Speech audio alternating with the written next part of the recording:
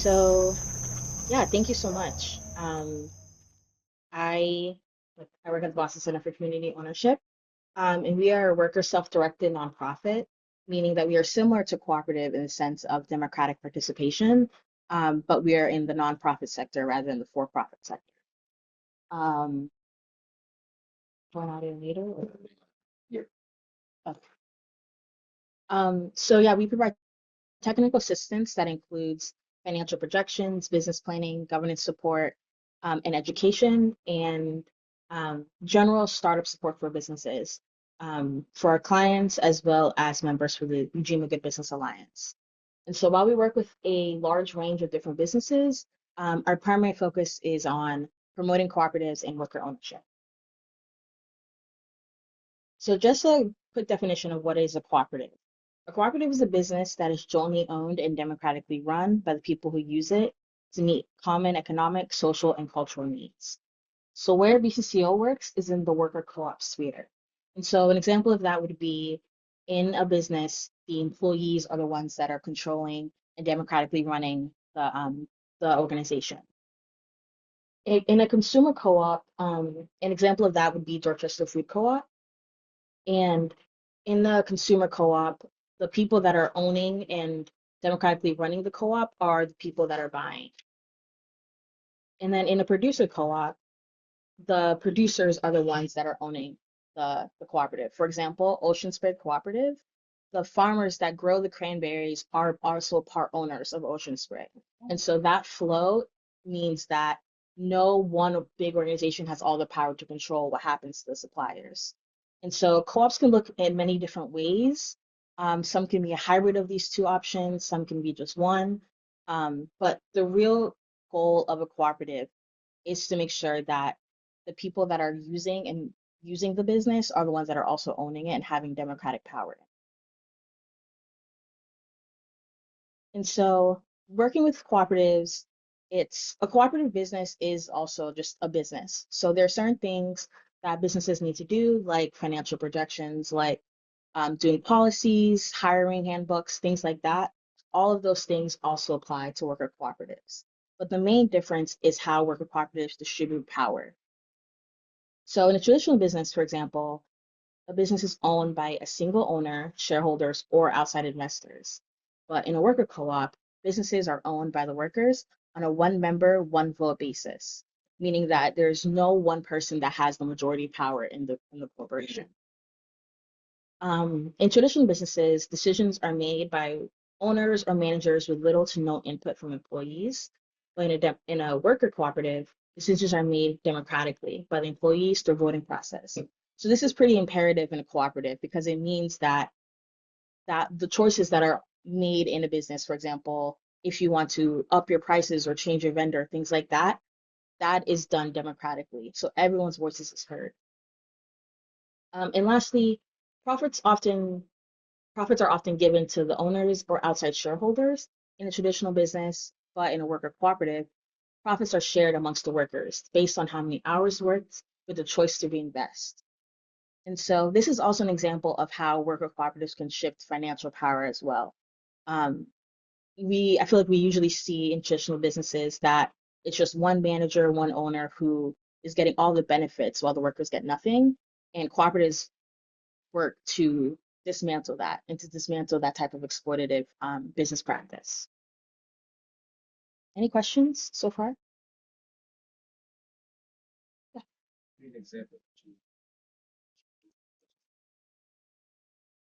An example would be, um, so Starbucks, for example, is a traditional business. All workers are just workers. They have no say in how Starbucks is run. There's a new co-op called Cafe Renard in Malden, and they also, most of the workers actually worked at Starbucks. But in this case, they have the decisions. They open when they want to open, they work when they want to work, they pay themselves what they want to pay themselves because of that democratic nature. And so in a traditional business, you can have a sense of the word, I don't know the word, but just like you can feel unimportant or disempowered in a traditional business. And I think worker co-ops find a way to give that power back to the people who are making the money. So it's not just going to like one person. Mhm. And so in BCCO's approach to cooperative development, we have the co-op roadmap. So the co-op roadmaps shows different guidelines that we see co-ops do in order for them to be successful. So it starts with team building, and team building is pretty essential in developing a cooperative because in order to make decisions with a group of people, you have to trust them. If you don't trust them, then there's going to be that disconnect of what exactly are we doing in this business together. In a regular business, you cannot like your coworkers, and that's fine. But it's a little different when you're all part owners. And so during the team building phase is really where we try to differentiate between what exactly makes a cooperative and not just regular business. Next is feasibility. That's just testing out whether your business model is feasible, whether it can make money, any changes that need to be made. Again, very traditional business development stuff. And then structure is another way that differentiates cooperatives from other businesses because in a structure, we focus on creating bylaws. And bylaws or operating agreements lay out what exactly the goal of the cooperative is and how they plan on running. And so in the bylaws, you can say all decisions have to be made by consensus. So that is written in your bylaws. So that policy has to follow your cooperative through the lifetime of the cooperative. So it's important that those things are written in your governing documents so that they can really live and grow with your business. And once all that's done, you can finally launch your business or transition into a cooperative conversion. And then stabilize and succession. So as you can see, there are parts of this that might be familiar to you if you are into business development, but there are parts of it that are specifically co-op focused, which um, make it a little bit different. It might add more time to the process, but that extra time is what's really needed to make sure that you're actually running your business as sufficiently and democratically as possible. Any questions on the roadmap? So like I was saying, cooperatives are not just business as usual. With the theme of the Ujima Wednesdays of like transforming and restructuring through cooperatives, it got me thinking about how cooperatives really do transform power. And so it got me thinking about these three questions of what does creating a co-op mean beyond just starting a business? And so what that means is cooperatives are more than regular businesses because they are democratic alternatives to the exploits of capitalism. They center people over profit and give members real decision-making power. How do co-ops help build power in people's everyday lives? Co-ops give people ownership in their workplace, creating a sense of agency and pride.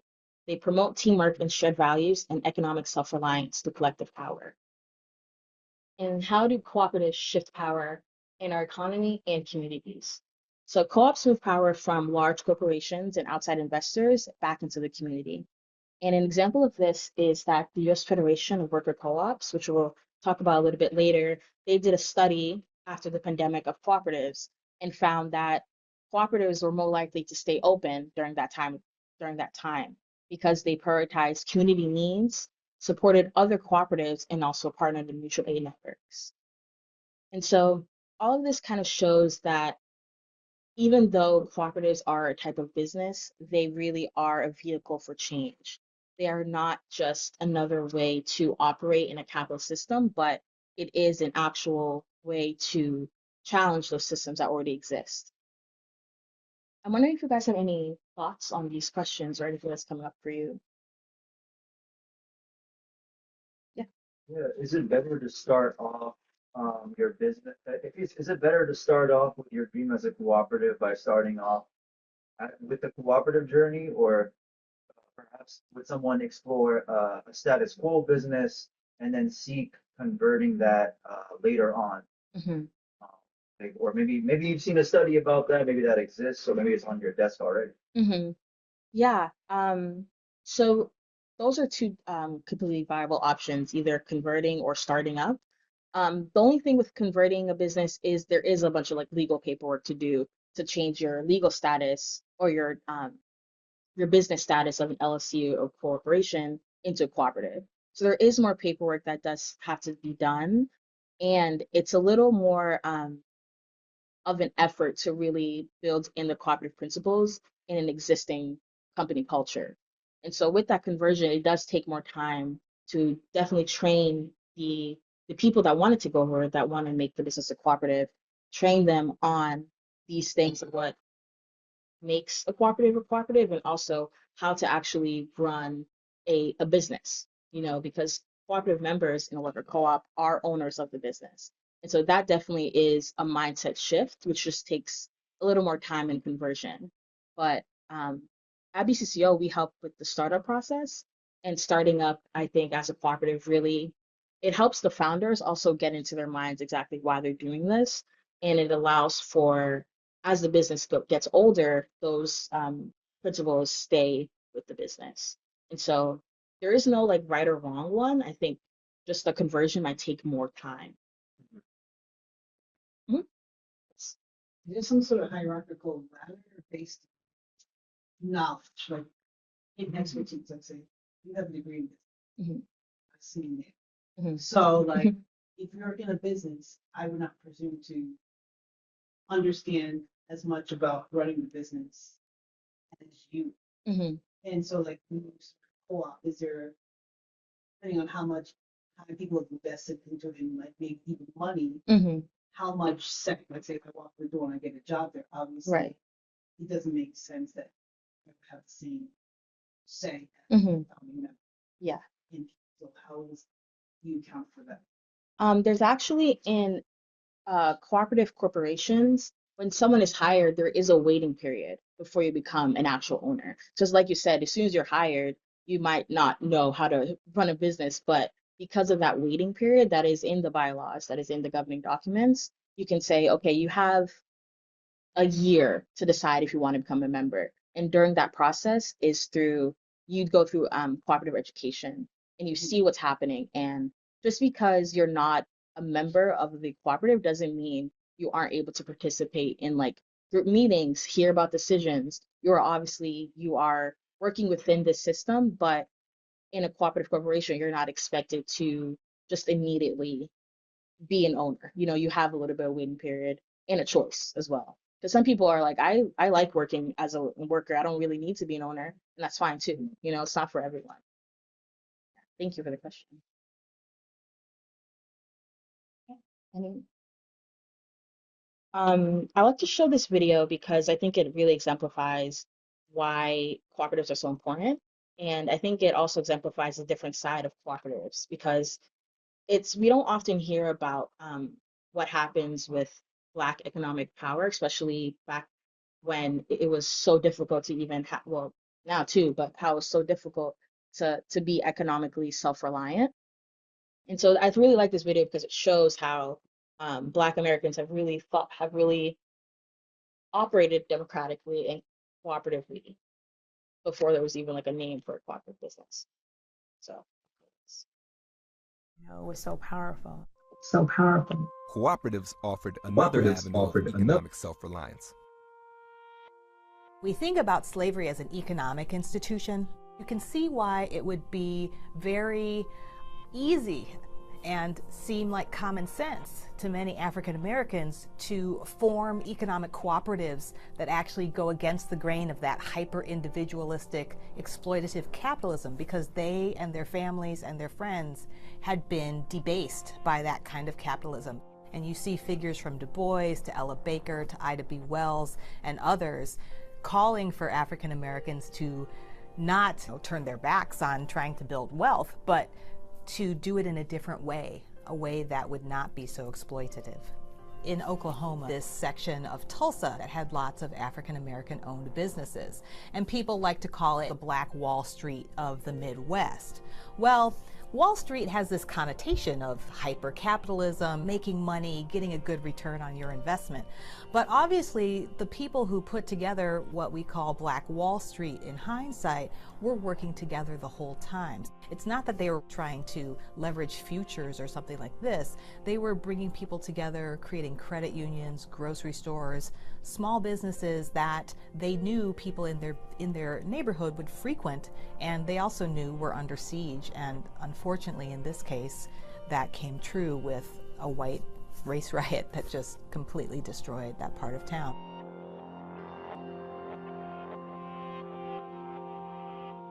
Many people have started to talk again about the history of the Southern Tenant Farmers Union, which brought sharecroppers together to pool their resources and try to get better ways of selling their crops and getting fair prices, as well as fair rent on the lands that they worked. So these spaces we usually think of as places where people are just hiding and scared and waiting for the civil rights movement decades from now to happen.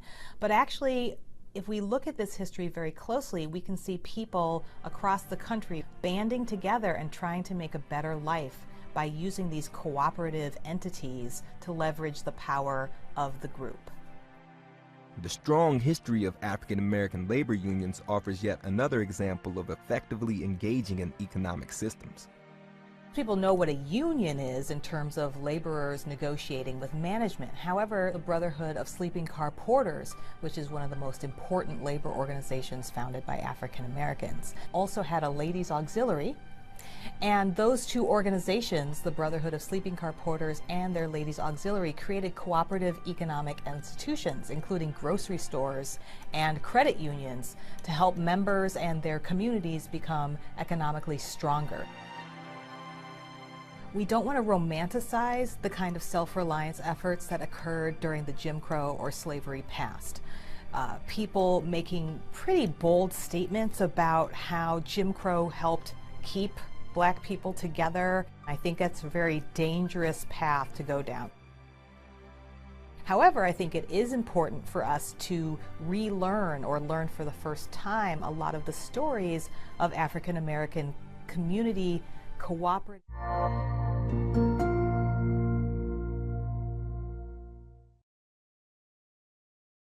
Oh, you're on mute. Sorry. Oh, no. I was saying that I really love this video because it shows that cooperatives have been a way to go against the hyper-individual culture of capitalism for a very, very long time. But I'm curious about what you guys thought of the video, if there's anything that you knew or didn't know, or any new information. People on Zoom as well. You know, I just always thought about about Black Wall Street as so like this kind of spark in a moment in time where Black people didn't necessarily had an opportunity to be able to make something out of nothing and essentially like kind of build something so beautiful. And like we always kind of focus on the harm that was caused through that. But kind of thinking of it in this cooperative mindset and like thinking of the demand and the need that was necessary for the people in that local town to be able to kind of recognize that like, oh, we don't got a dentist. Let's get a dentist over here. Like Jim over there knows how to pull some teeth, so let's get him some education. Or we don't have a bank yet, so like, oh well Shirley's son is really or Shirley herself is really good with money, so let's get her the education necessary to be able to like become our bank teller or whatever, or like our bank runner. And just like kind of recognizing the skills and talents that we all have to then be able to build like this thriving community that was so powerful that the U.S. government literally had to come in and do what they do. But say all that to say that I just think that these foundational pieces have always been a part of our community, and it isn't until we like kind of change our perspective on what it means to be able to uplift one another that we really get a chance to be able to appreciate not only ourselves currently but our ancestors as well. So it's just really beautiful to be able to recognize and appreciate you for sharing the video. Any other thoughts? I think I really liked what you. Oh, sorry. Oh, I was just going to say quickly that I appreciated that sort of critique about us not needing to mirror Wall Street and that we can imagine something bigger and more collective for ourselves. And right in language of like, oh, it was a Black Wall Street. It's like it was more collective than Wall Street. It was more community organized, and we don't have to have a Black Wall Street. We can create something, more centered on community and even better for our own communities than what Wall Street is. Yeah, I think something that's important, I think I like what was highlighted is really the investment in the people. Um, I think in all cooperatives, it takes a lot of education and a lot of investment to really put, like, when we say people over profit, that's kind of what we mean, is to really give all your time and even financial resources into building someone up so they can be able to serve the community and be reliant on themselves as well.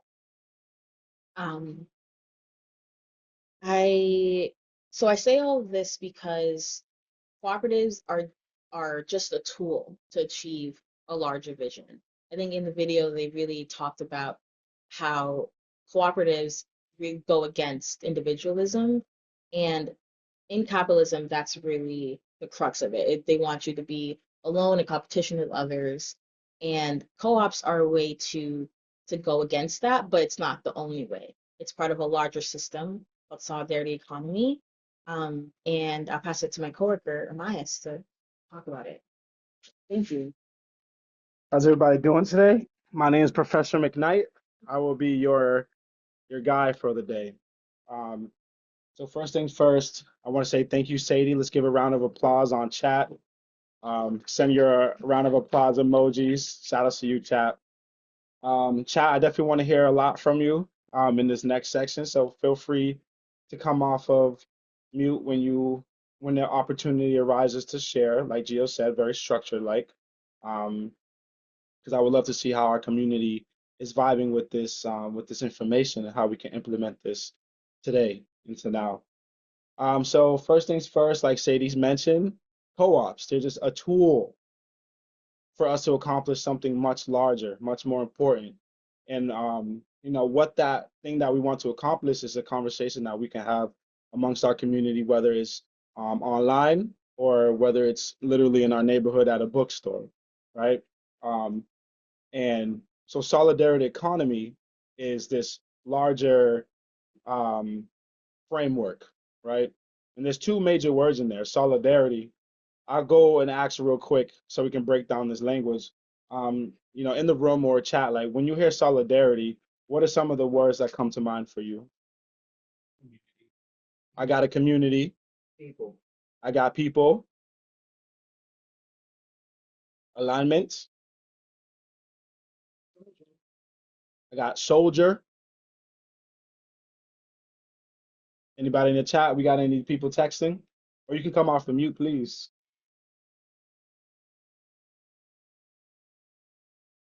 Hmm? Someone in the chat said moving together. Moving together. Alexis and Mutual care. being responsible for Okay. I like that. Thanks for engaging with us. I feel your presence even through this computer screen. And then also, so now we have defined some ways in which solidarity, what is evoked when we hear solidarity. How long do I have?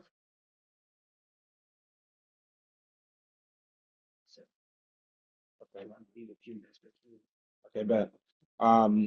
And now there's the second word, economy, right? What are some of the words that come to mind, or what's evoked when you hear economy? You can just do the same shout out or type it in. That's all right with me. Economy,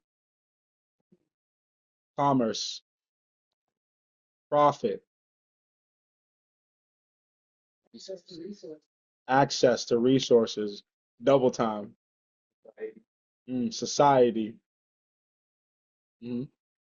Anything in the chat? fair exchange / give and take. Fair exchange, give and take, Money, but also resources. money and resources, Cyc- and what? Cyclical. Cyclical. Got you. Awesome. Yeah, hold on to those what's evoked, because we're gonna debunk what solidarity economy is right now. Solidarity economy is a global movement to build a just and sustainable economy where we prioritize people and the planet over endless profit and growth. Solidarity economy offers communities to govern themselves through participatory democracy, cooperative and public ownership, and a culture of solidarity and respect for the earth. So that definition is given to us by the New Economy Coalition. Some of you might be familiar with their organizing work, and if you aren't yet, feel free to look them up. They have a lot of resources. Um, Next slide, please. Oh, thank you. So look at us. We're here with Ujima Boston, right? Now we already know, shameless plug, Ujima Boston is definitely a pioneer for solidarity economy in our community, right? Let's snap it up one time, right? Honestly, without Ujima, I would never have learned about co-ops. I would never have been able to learn about art co-ops and their necessary reports document, and then meet some art co-op leaders, and then that start my research and starting a co-op called Dorchester Art Project here in our community of Fields Corner, and so or discovering Boston Center for Community Ownership. So look at y'all. Thank you, Ujima. So solidarity economy in practice, right? So there's all types of way in which solidarity economy is popping up in our community, right? We just talked about one tool, which is the worker or the producer co-op, right? The other tool or way that we sow solidarity economy in actual practice can be bartering or offering a sliding scale when it comes to events that some of our community organizers in the room are having, right? Sliding scales or bartering, like, I bet you can't pay me in this, but you can volunteer. You can help me with setup, right? We exchanging of resources. Then you also have consumer co-ops and community gardens, such as the Dorchester Food Co-op. The grocery stores that are, or the community gardens where we're as a community coming together and planting. Sometimes you can just be planting inside your house and then sharing what you plant with your neighbors or your loved ones. From what Sadie just described to us, we see credit unions, the history of credit unions, and how they've allowed access to certain type of community financing. We also have the CDFIs. What does CDFI stand for? Thank you. Thank you, sir. Community Development Finance Institutions, right? Access to financial products for community members that aren't predatory, like we have historically seen. And then you also have community land trust and collective land ownership. And I believe that's a project. That last one is a project that Ojima has been working on with their homeschooling, is to figure out how we can get collective land ownership. So look at us once again, everybody in this room, right? So these are just a few ways in which we put solidarity economy into practice. Now I have these, and you will get these in an email, but I have these printouts here, and I'll pass these along to the room.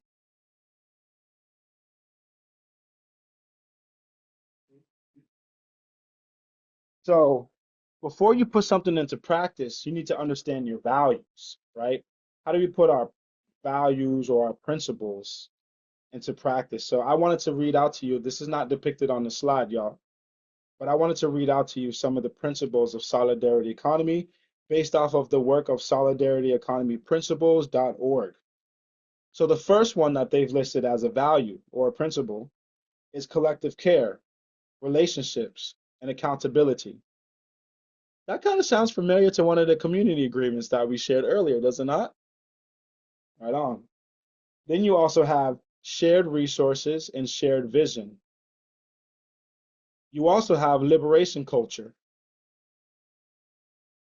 You also have democracy in process, education and leadership development. Oh, looks like that's it. Yeah, so we have at least those five principles or themes, or excuse me, values of solidarity economy. Um, so I want to ask real quick, which of those are resonating with this room? Because I would like to expand on only one theme, value, principle.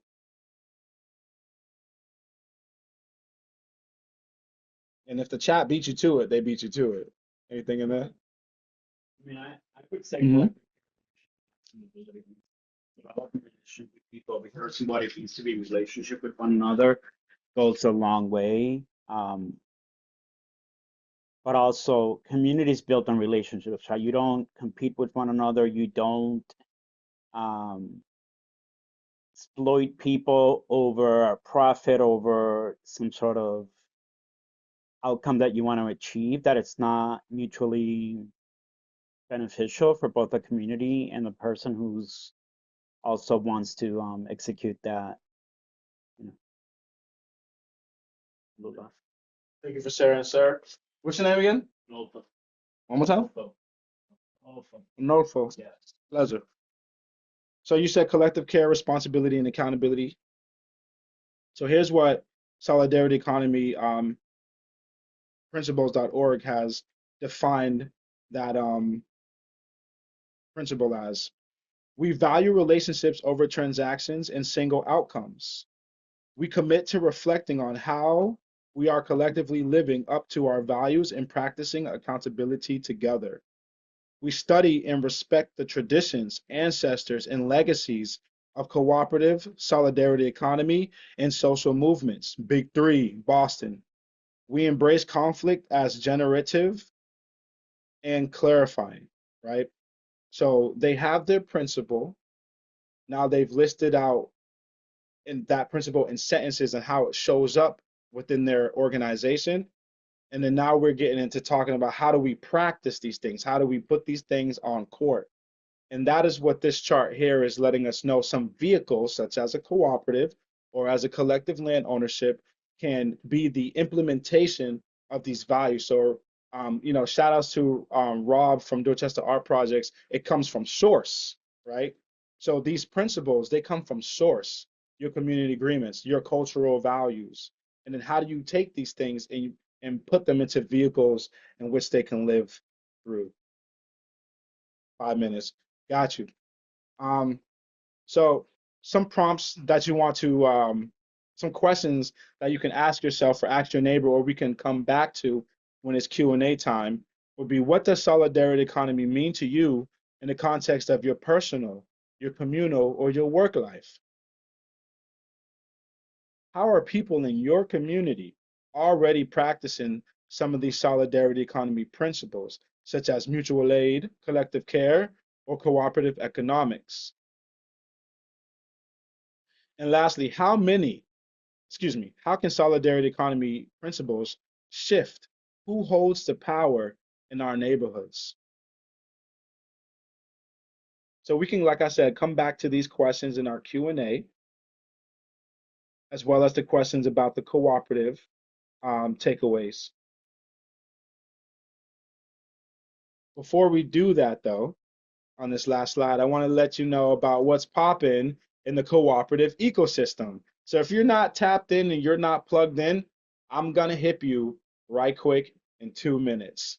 So number one, October is cooperative month. Shout outs to Co-op.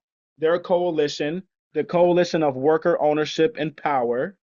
They rock with Ujima as well. And, they have been doing a lot of advocacy work. And one piece of advocacy that they were able to do is have October observed as the month of co-ops by Maura Healey, our governor. So October, lock in. I want to see you guys outside. Outside, summer's not over, okay? Also, shout outs, another plug for co-op is they have been advocating for a right to own policy. Now, this right to own policy is similar to what Geo asked about.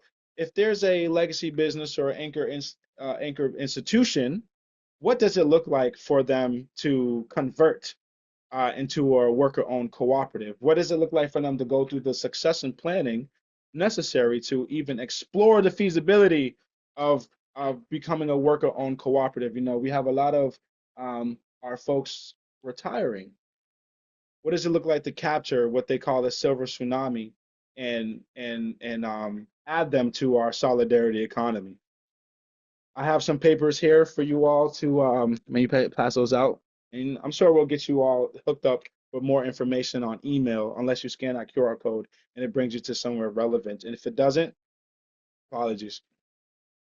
Lastly, 2025 right now has been deemed the International Year of Cooperatives.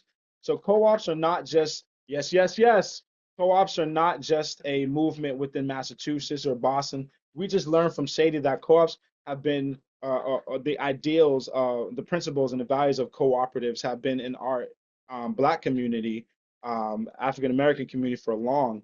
And also they've been in the indigenous communities for longer. So when you really start diving into cooperatives, you find out that, oh, this is not just in my backyard. This is worldwide. This is indigenous. This is of the diaspora.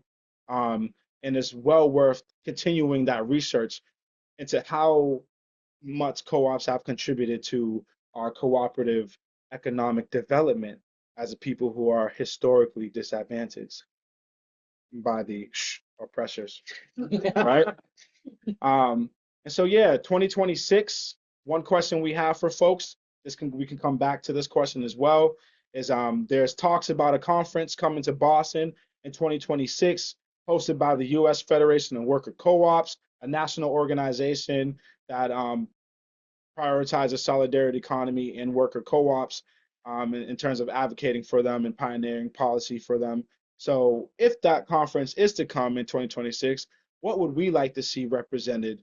Ujima has had like 2 or 3 conferences now, so we big dogs in this market. So what would we like to see when it comes to local businesses that can be on a tour, or solidarity movement makers and shakers that could be featured?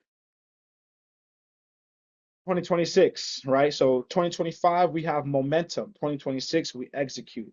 2027, we have positioning, ideally. All right, folks, I want to say thank you very much for your time. And slideshow. Thank you very much for your time. You can always holler at BCCO, technical assistance provided through Ujima Boston, if you have more questions about co-ops, and we're looking forward to collaborating continuously. Cheers.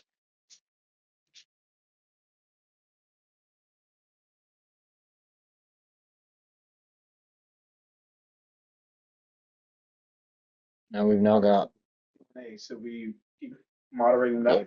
yeah. So I was about to say we have 4 minutes for Q&A. Do we want to do 2 for in the room and 2 for online? Start with online, and we're privileged to have a MIAS person, so let's prioritize the online people before the anchor institution transition. Oh, okay. So we're going to prioritize questions coming from our online, the members who have joined us online in the next 3 to 4 minutes. So folks online, if you've got questions for us, throw them in the chat or come off. And once again, the 3 topics would be 2026,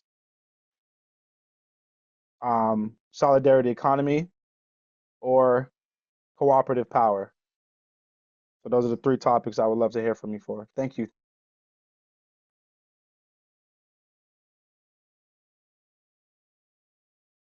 I'll take 1 for cooperative power.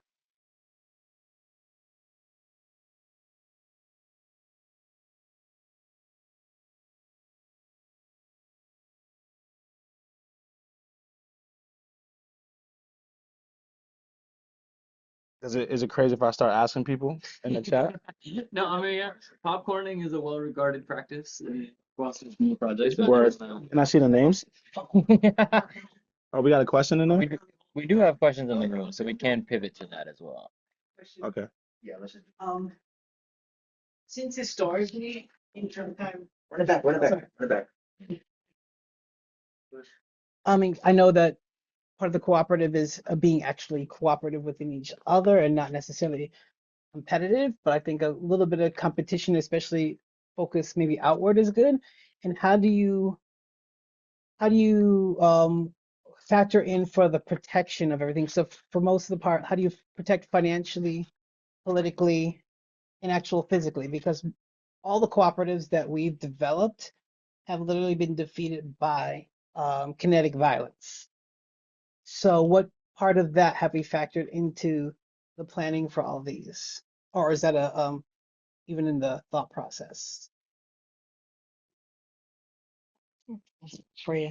Actually, I have a question for you. When you say kinetic violence, what do you I'm mean? talking about actual like guns, people, violence, shooting and killing and Yeah. Something I think in a cooperative, this is, well, so the the thing is, in a cooperative, I think people are noticing that cooperative businesses are good for the economy. I think they're noticing that cooperative businesses last longer in the economy and provide more stable income for people. And I think with that in place, I mean, even the International Year of Co-ops, cooperative businesses are seen as positive for the economy. However, I think what we need to do on the background is know that cooperative businesses, like I said before, aren't just that type of business. And so, in terms of protection, I think cooperatives are in a good space where they are held in good regard between like mostly everyone, like even in Western parts of the country, there's a lot of agricultural co-ops. And so I think in terms of that, co-ops are pretty secured, but the thing to keep in mind is to make sure that the cooperative principles are still reinforced, because it can easily fall into regular capitalism and just call it a cooperative, you know what I mean? And so there has to be like intention behind each interaction, even though it can be laborious to always do consensus in decision making. But that's the importance, so it doesn't fall into that capitalist system unknowingly. Mhm. Does that answer your question? Or do you have another question? Yeah. No, Okay. I mean, I'm thinking like literally like what's happened in Oklahoma, Mm-hmm. what happened in Wilmington, what's happened in many places where, there's successful economic structures Mm-hmm. being set up, and it's literally attacked by other people politically and or physically, Mm-hmm. regardless of how beneficial it is for the people that it serves. Mm-hmm. Just wanted to say that something that Sadie and the BCCO had mentioned earlier was also like land, and that kind of goes into like what you were saying about like insulating it in more than one way, right? I think a lot about land and how it's entrusted to us and how we collectively govern over that land. The some like the Dudley Street Neighborhood Initiative and the Ujima Alliance that's on a land trust, that does, insulate it from one, being on the financial violence of being thrown back into the speculative market.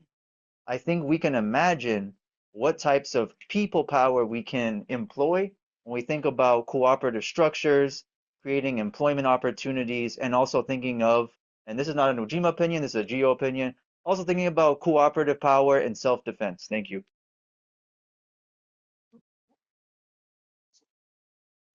I would add on that like over the past 7 months, I just recently joined the BCCO team, and I've had the opportunity recently to be able to join in on some of the trainings that are offered by Cooperation Works. And one of the people that I've met through that training was describing essentially a cooperative that they helped establish in Oregon. And essentially it was a situation in Oregon after the Black Lives Matters protest, how a lot of the police that were existing there moved out of those communities. So then it was kind of just like the wild, wild west. And so what essentially occurred were these like ex-military people that came in with their own ideals and were essentially like terrorizing the community to act as community support.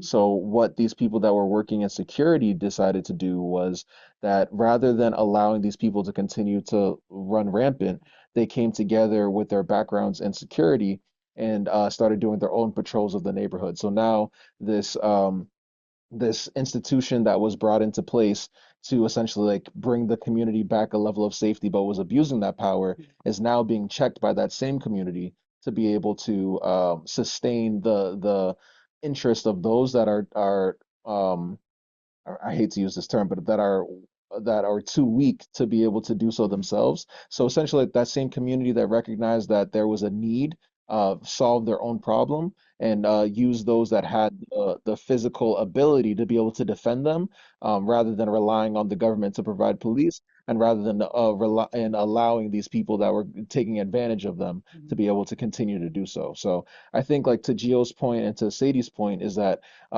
collectively we have the resources necessary, but there's also a level of training that goes into that. There's a level of intention that goes into that, so that we can defend ourselves in these in our most vulnerable of areas.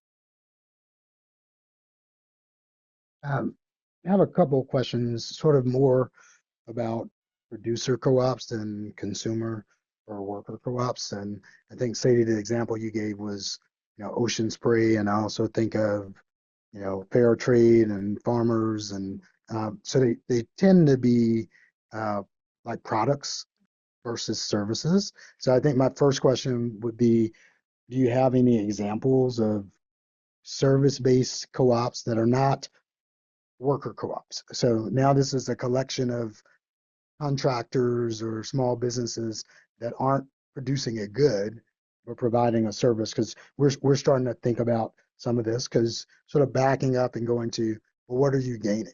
You know, even on the, you know, it's like bulk purchasing, or it's you can go together as a group. You can, you know, Ocean Spray is marketing. You know, you don't have to do all the, you know, marketing as a small farmer.